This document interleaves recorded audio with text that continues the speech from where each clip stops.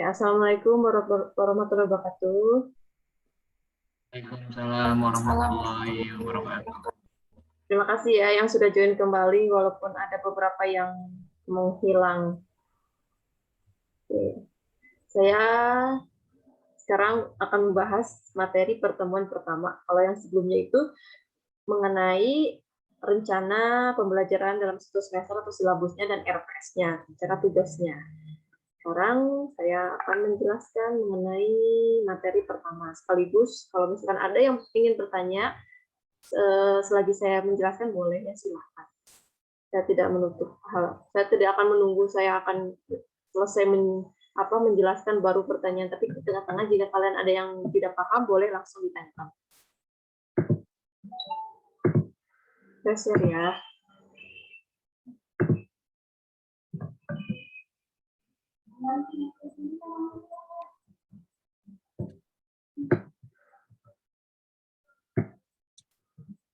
Oke, ini pertemuan pertama mengenai penelitian.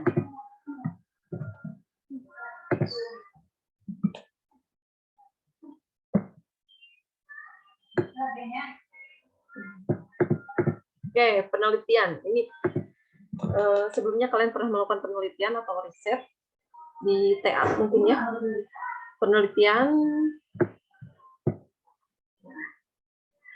Penelitian merupakan suatu proses mencari sesuatu secara sistematis dalam waktu yang relatif lama dengan menggunakan metode ilmiah dengan prosedur maupun aturan yang berlaku. Nah, ini prosesnya itu lama. Kenapa? Karena pertama itu kita harus survei dulu. Setelah survei kita harus menentukan masalah. Setelah menentukan masalah kita menentukan tujuan kita peneliti itu apa dan pencarian solusi. Kemudian menentukan metode apa sih yang cocok untuk penelitian yang sesuai dengan permasalahan yang ada. Kemudian ada implementasinya, implementasi dari solusinya, dan ada hasilnya. Entah itu hasil berhasil atau tidak, itu tidak ada yang benar, tidak ada yang salah, karena penelitian yang baik itu adalah penelitian yang benar dan selesai. Terlepas dari hasilnya itu berhasil atau tidak. Tidak semua penelitian itu berhasil, tapi semua penelitian itu harus benar, sesuai dengan sistematis yang ada, yang berlaku. Penelitian dapat dikatakan baik bila penelitian dapat menghasilkan kesimpulan melalui prosedur yang sistematis dengan mempergunakan pembuktian yang meyakinkan. Pembuktian yang meyakinkannya itu adalah di bagian hasil penelitian. Nah, pemilihan isu penelitian. Gimana sih saya ingin mencari, ini kan sekarang mencari penelitian. Gimana sih caranya sekarang? Fenomena yang sedang terjadi, yang sedang hangat diperbicarakan, bidang yang akan ditelitinya itu bidang apa? Karena kita itu bidang, ini jurusan sistem informasi ya, prodinya? Ya. Nah, ini disesuaikan dengan bidang yang serumpun dengan kalian, bidang sistem informasi. Apa sih yang cocok untuk bidang sistem informasi di tempat peneliti, di mitra tersebut untuk penelitiannya sesuai dengan yang diinginkan oleh pemakai hasil penelitian. Nah, setelah nanti melakukan riset untuk pemakai tersebut atau mitranya tersebut, mungkin akan request saya ingin membuat suatu ini nih, atau perlu bantuan dari segi sistem informasinya seperti ini. Nah, itu bisa dijadikan identifikasi masalah dan nanti akan terjadi hasil penelitiannya. Oke, latar belakang menunjukkan gejala atau simptom dari isu yang akan diteliti. Gejala, simptom merupakan tanda-tanda terjadinya isu. Cerita konteks merupakan cerita yang mengenai latar belakang permasalahan yang akan terjadi diteliti. Nah, isu riset, pertama ada permasalahannya. Setelah mengidentifikasi masalah, kemudian akan ada peluangnya. Peluang untuk solusi pemecahan dari permasalahannya. Fenomena yang akan dijelaskan, fenomena yang akan diuji. Nah, itu nanti yang akan diujinya itu apa? Data berupa apa ya? Oke, sejauh ini bisa dipahami nggak? Saya lanjut ya. Nah, ini untuk perumusan masalah. Perumusan masalah dipilih berdasarkan beberapa pertimbangan, antara lain dilihat dari sisi waktu, biaya, kemampuan si peneliti, maupun kontribusi yang akan diberikan oleh penelitian tersebut bagi pengembangan ilmu pengetahuan dan teknologi. Saya ingin bertanya, ini kan kelas karyawan ya. Mohon maaf, apa ini memang sambil bekerja atau gimana ya? Saya sambil kerja, Bu. Ya. Nah, itu bisa tempatnya itu bisa dijadikan mitra untuk kalian penelitian, itu lebih mudah kan, tanpa kalian harus cari kemana untuk risetnya. Nah, hal yang terdekat saja dengan kalian bisa dijadikan tempat riset, nggak usah jauh-jauh. Rumusan masalah bertujuan untuk mencari sesuatu dalam kerangka pemuasan akademis seseorang, memuaskan perhatian serta keingintahuan seseorang akan hal-hal baru. Nah, ini untuk rumusan masalahnya. Ada rasa keingintahuan dari seseorang, dari nanti pembacanya, meletakkan dasar untuk memecahkan beberapa penemuan penelitian sebelumnya, dan berdasarkan penelitian sebelumnya, ataupun dasar untuk penelitian selanjutnya. Dan memenuhi keinginan sosial dan menyediakan sesuatu yang bermanfaat. Nah, ini untuk flowchart. Perumusan masalah. Pertama, mengidentifikasi masalah. Pembatasan ruang lingkup, ada penetapan research question, dan identifikasi tujuan. Nah, ini hipotesa untuk masalahnya. Oke. Ada beberapa cara untuk merumuskan masalah. Pertama, dirumuskan dalam bentuk pertanyaan. Silakan kalian melakukan pertanyaan ke mitranya, ke tempat risetnya. Itu bisa termasuk ke dalam metode pengumpulan data, yaitu wawancara. Kan metode pengumpulan data itu ada banyak ya, observasi, ada wawancara, itu bisa dimasukkan ke dalam metode pengumpulan data. Rumusan hendaknya jelas dan padat. Rumusan masalah harus berisi implikasi adanya data untuk memecahkan masalah. Rumusan masalah dasar dalam membuat hipotesa. Contohnya, nah ini mitra untuk penelitiannya itu di Indosat. Proses bisnis apa saja yang perlu diperbaiki pada divisi CCS Operation Indosat dengan memanfaatkan teknologi informasi untuk meningkatkan efisiensi dan keefektifan kegiatan layanannya. Model proses bisnis pada fungsi Customer Interface Management yang bagaimana yang sebaiknya diterapkan Indosat untuk meningkatkan SLA di divisi CCS Operation. Seberapa besar peningkatan optimalisasi pemanfaatan aplikasi CRM Indosat pasca pembentukan proses bisnis tersebut? Nah, ini sesuai dengan sistem informasi ini bisa dijadikan rumusan masalahnya di Indosat. 4 langkah penting yang harus dilakukan dalam perumusan masalah. Pertama, fokus penelitian. Jangan kemana-mana ya, fokus penelitian. Cari berbagai kemungkinan yang terjadi dari berbagai faktor yang ada kaitannya dengan fokus penelitian tersebut. Yang ada dalam ini tidak memakan sub-fokus. Di antara faktor-faktor terkait, adakan pengkajian faktor mana yang paling menarik untuk ditelaah. Kemudian tetapkan faktor apa saja yang akan dipilih. Langkah 4, kaitkan secara logis faktor-faktor tersebut untuk fokus penelitian. Oke, gimana untuk perumusan masalah? Ada yang ingin ditanyakan nggak? Identifikasi perumusan masalah sebelum saya lanjut ke hipotesis.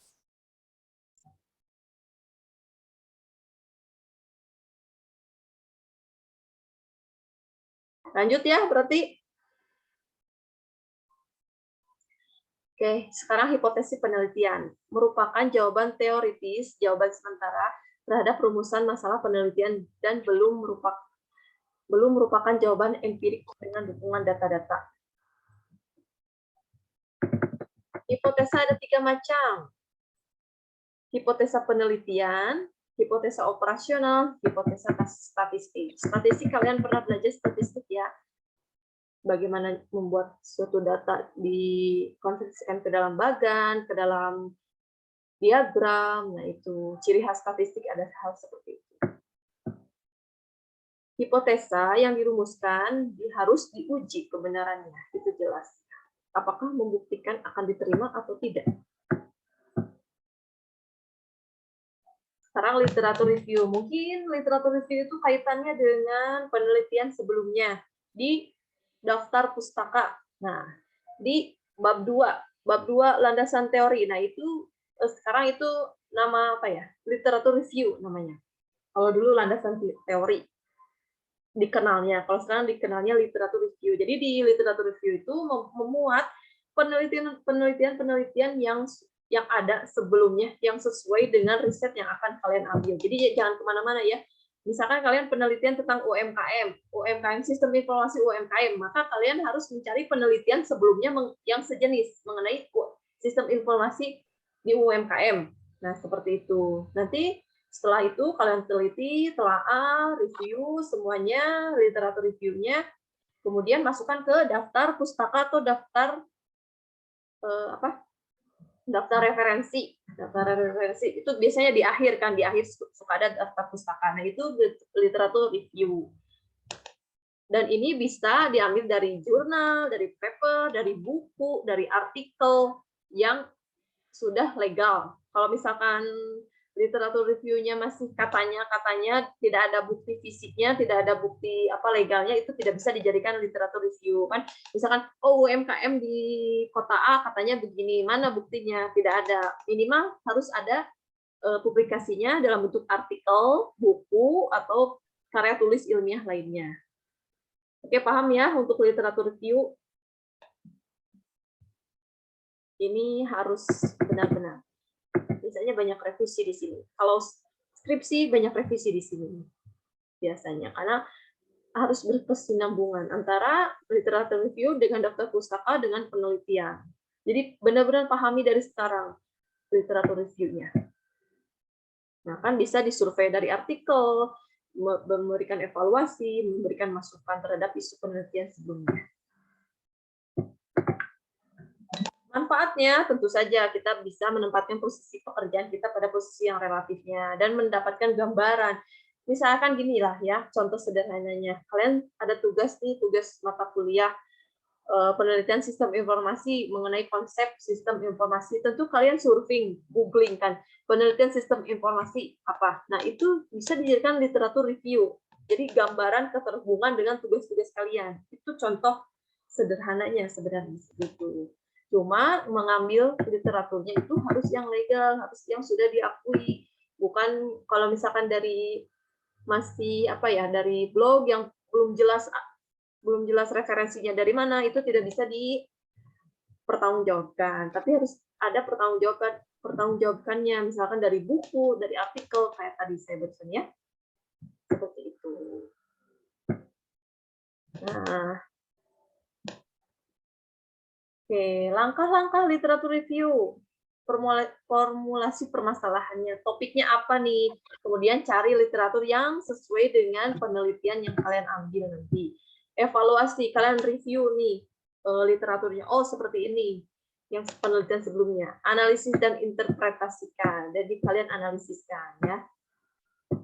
Sumbernya banyak, yang tadi saya sebutkan, ada paper, tesis juga bisa, disertasi, terus juga jurnal, buku, artikel ilmiah lainnya yang sudah dipublikasikan, majalah, pamflet, clipping.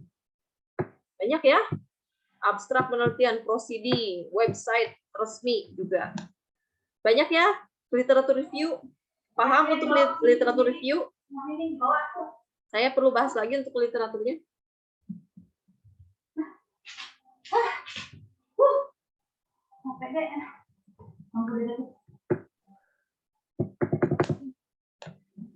Nggak ada nih, saya lanjut lagi ya. Kalau tidak ada. Selanjutnya, sitasi atau penyitiran. Sitasi ini di daftar pustaka. Tadi setelah kalian ambil beberapa contoh literatur, kalian sebutkan sitasinya di daftar pustaka. Harus itu ya, harus. Nanti saya cek nih proposalnya. Kalian mengambil materi riset dari mana nih? Mana di daftar pustakanya? Ada tidak?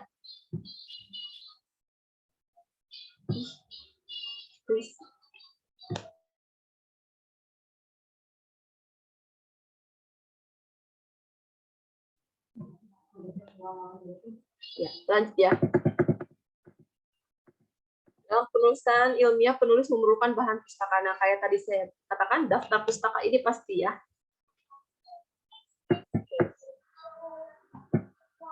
Kalian pernah pakai Mendeley? Bu, sebenarnya kemarin. Ya, itu salah satunya yang di daftar pustaka nanti di bab proposalnya ada, kemudian di daftar pustakanya kalian langsung citasi. Oke, kalau udah bisa berarti saya langsung aja ceknya nantinya sesuai atau tidak. Pengajuan daftar pustaka. Nah, ini contohnya. Contoh daftar pustaka. Metode citasi banyak ya. Ada apa style, ada MLS style, itu pilih. Nanti kita samakan aja dengan hands out dari Nusa Mandiri.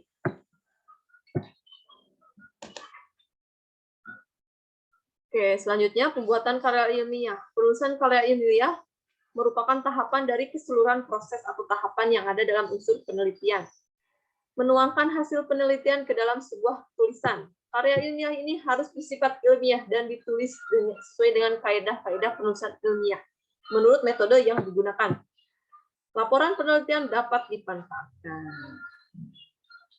Tentu saja dapat dimanfaatkan oleh minimal pihak mitra kita, lembaga yang kita teliti, lembaga kita yang melakukan riset. Dan untuk kalian sendiri. Secara umum, bagian utama karya memuat hal seperti ini. Ada judul, ada abstrak, pendahuluan, tinjauan pustaka, metode penelitian, hasil dan pembahasan, kesimpulan saran, daftar pustaka, dan lampiran.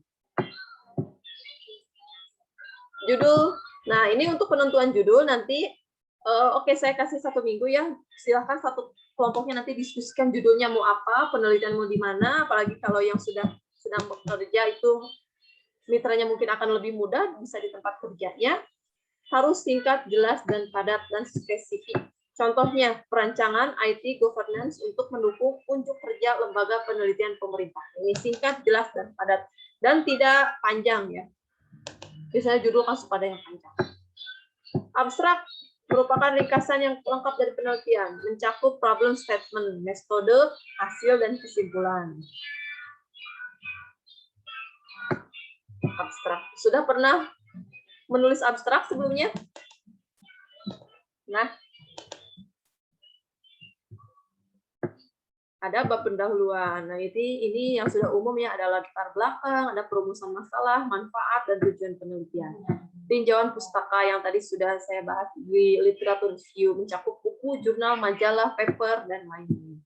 Metode penelitian. Nah, metode penelitian yang pertama itu biasanya metode pengumpulan data. Pengumpulan data itu entah itu observasi atau wawancara atau bagaimana. Silakan kalian jelaskan nanti di proposalnya. Kita diskusi saja ya. Untuk kalau misalkan ada kesulitan, boleh langsung hubungi saya ya. Dan ada hasil dan pembahasan, kesimpulan dan saran. Daftar pustaka ini jelas harus ada dan berbagai lampiran. Oke, ada yang ingin ditanyakan ya?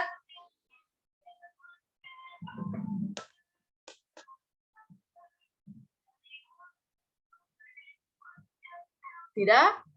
Sudah mulai mengantuk tidak? Tahan sebentar lagi ya. Saya jelaskan dulu ini. Penjelasan tugas presentasi kelompok. Kelompok ditentukan di pertemuan pertama hari ini. Jumlah orang dalam satu kelompok disesuaikan. Ada 10 mahasiswa berarti satu anggotanya 5 orang. Ada 2 kelompok. Tugas membuat proposal dan poster program kreativitas mahasiswa PKM. Ketentuannya ini sudah di-download, nanti saya share ya. Mengacu buku panduan PKM. Kiat-kiatnya, pilihlah masalah atau topik yang sedang hot. Kaitkan dengan bidang PKM. Jabarkan masalah PKM, pastikan judul mengubah rasa ingin tahu seseorang secara umum.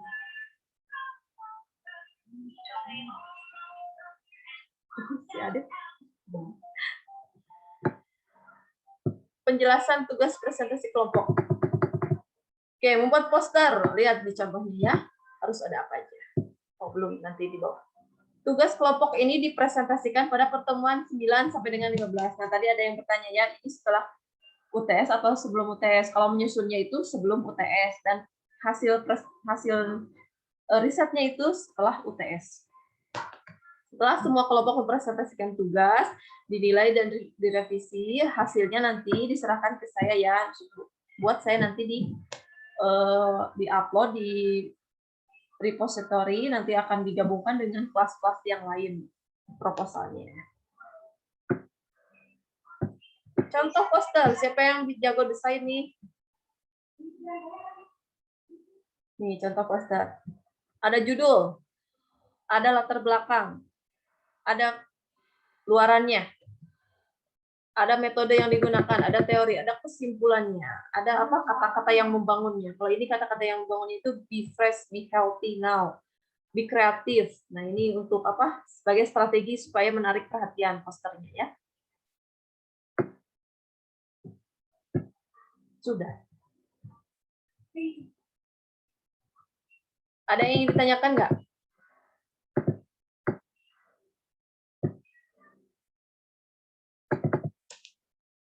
Mari kita diskusi.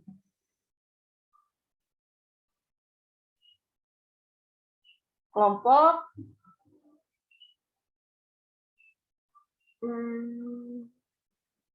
Tentukan sekarang. Saya stop share dulu. Oh, ini ada yang ingin ditanyakan nggak untuk apa? Proposal penelitian dan contoh posternya. Ini yang dijelaskan sebenarnya baru bab 1 sebenarnya kan, latar belakang, perumusan masalah, baru bab 1 dan metode pengumpulan datanya seperti apa. Silakan kalau ada yang ingin ditanyakan.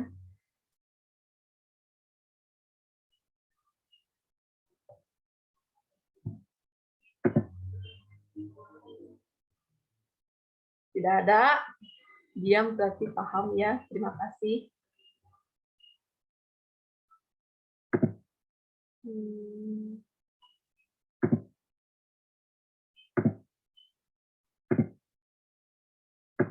Sudah hadir semuanya? Gimana? Saya ingin bertanya sekarang. Jawab ya. Kelompoknya saya mengambil suara terbanyak. Ditentukan sendiri atau saya tentukan? Saya mengambil suara terbanyak. Ditentukan aja, Bu. Ditentukan? Ya. Kalau saya tentukan ya yang lebih mudah, ya gini aja. Mahasiswa nomor 1 sampai 5 kelompok 1, 6 sampai 10 kelompok 2. Kayak gitu. Gimana? Gimana kalian supaya enak ke depannya ya, supaya tidak berkesinambungan ke depannya, supaya tidak ada masalah lagi ke depannya. Jadi kelompok 1 Muhammad Akbar, Sofia Laras, Muhammad Fauzian, Tritama sampai Dea Ratna. Kelompok 2 Osa, Oki, Merciana, Ahmad Lutfi, Hairunisa. Mau begitu? Iya, Bu, nggak apa-apa. Iya, Bu. Boleh, Bu. Oke. Udah ya, dibentuk 2 kelompok ya. Nah, silakan diskusikan dengan kelompoknya. Temanya mau mengambil apa? Tadi temanya itu milih kan.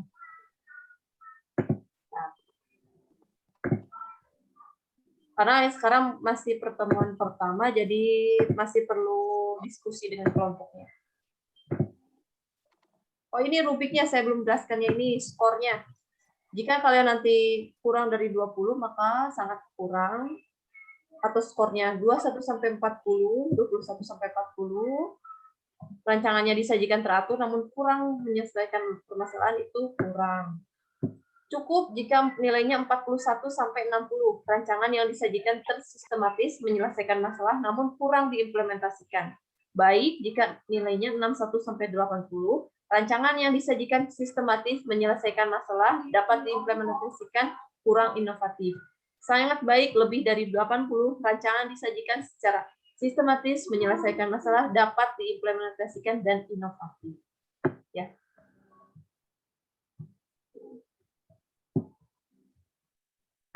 Oke, mana tadi tuh? Nah, ini. Nah, ini. Setiap kelompok silakan pilih temanya mau ngambil kemana nih? Kewirausahaan kah, pengabdian masyarakat, penerapan teknologi, karya cipta, artikel ilmiah, penelitian, atau UMKM, atau ke sekolah atau pemerintahan. Silahkan kalian tentukan ini di mana melakukan risetnya ya. Siap nggak? Kalau saran saya dari sekarang, selama seminggu ini kalian dari sekarang kalian cari, tentukan latar belakangnya, perumusan masalahnya langsung tuangkan ke dalam proposal, karena setiap minggu itu materinya akan terus bertambah.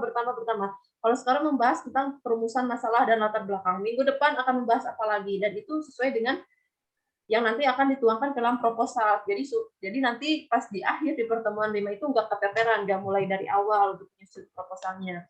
Jadi selama seminggu ini silahkan tentukan aja ini di mana, cari permasalahannya, karena waktu seminggu juga lama ya. Bisa lah. Minggu depan kita sharing lagi untuk tugasnya. Paham? Ini ya tema-temanya, silakan pilih kelompoknya. Mau ke bidang apa temanya? Minggu depan saya ingin bertanya ya, kalian ingin mengambil tema apa, permasalahannya seperti apa? Ya, kita sharing dulu ya. Insya Allah.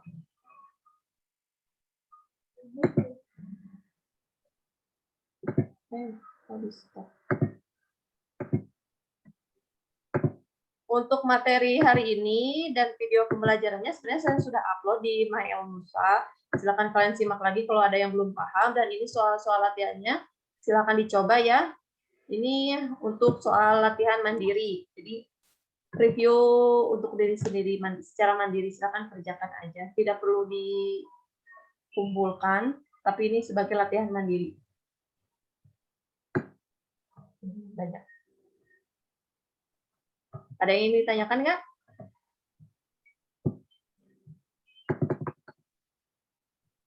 Kalau ada apa-apa di itu ya, WhatsApp tuh.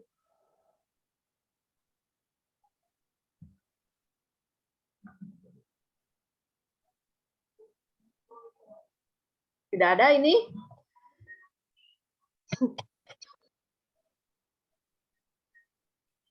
Nanti saya share untuk handout-nya di WhatsApp group ya. Dan saya share untuk nama-nama kelompoknya. Sudah melakukan presensi semuanya ya. Terima kasih.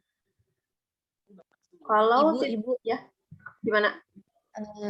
maaf saya mau nanya. Jadi setiap tema itu harus terimplementasi ya Bu? Maksudnya si webnya gitu, baratnya. Iya, itu bobot nilainya akan semakin tinggi. Kalau terimplementasi dan memotivasi juga. Lebih dari 80. Oh, jadi kita harus buat juga gitu ya Bu? Bukan sekedar perancangannya aja ya Bu? Iya. Sebenarnya gini, kalau kalian luarannya ingin berupa website, silakan. Tapi kalau misalkan luarannya berupa teknologi tepat guna, misalkan teknologi tepat guna itu yang pemanfaatan yang sudah ada. Misalkan ini kita kuliah daring itu menggunakan Zoom. Nah, kalian sosialisasi, melakukan riset nih. Oh, misalkan di Mitra itu permasalahannya itu penyampaian materinya itu kurang, dan kalian mengusulkan nih, oh gimana Pak kalau misalkan Pak atau Ibu untuk implementasi penyampaian materinya menggunakan media Zoom. Terus beliau itu menyarankan, oh boleh silahkan. Nah itu maksudnya ke teknologi tepat guna, bisa seperti itu. Tapi bobotnya akan lebih tinggi lagi kalau misalkan ada implementasi yang kalian buat sendiri, bisa website, bisa aplikasi desktop atau apapun. Ini kan nanti hubungannya juga dengan skripsi kalian ya. Skripsi pasti harus ada luarannya, juga. Iya, semakin bisa diimplementasikan dan ada inovasinya, ada kreativitasnya, itu semakin tinggi bobot nilainya. Siap ya semuanya.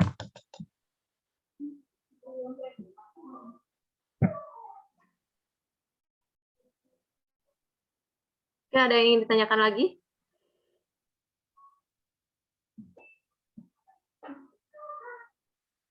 Ya, main ini. Gambar, Dek. Nah.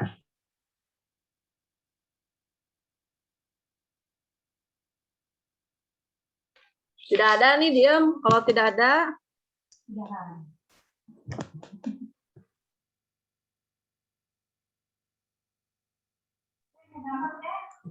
kalau tidak ada, terima kasih ya yang sudah join. Tapi sebenarnya tadi ada satu mahasiswa yang tidak join di Zoom.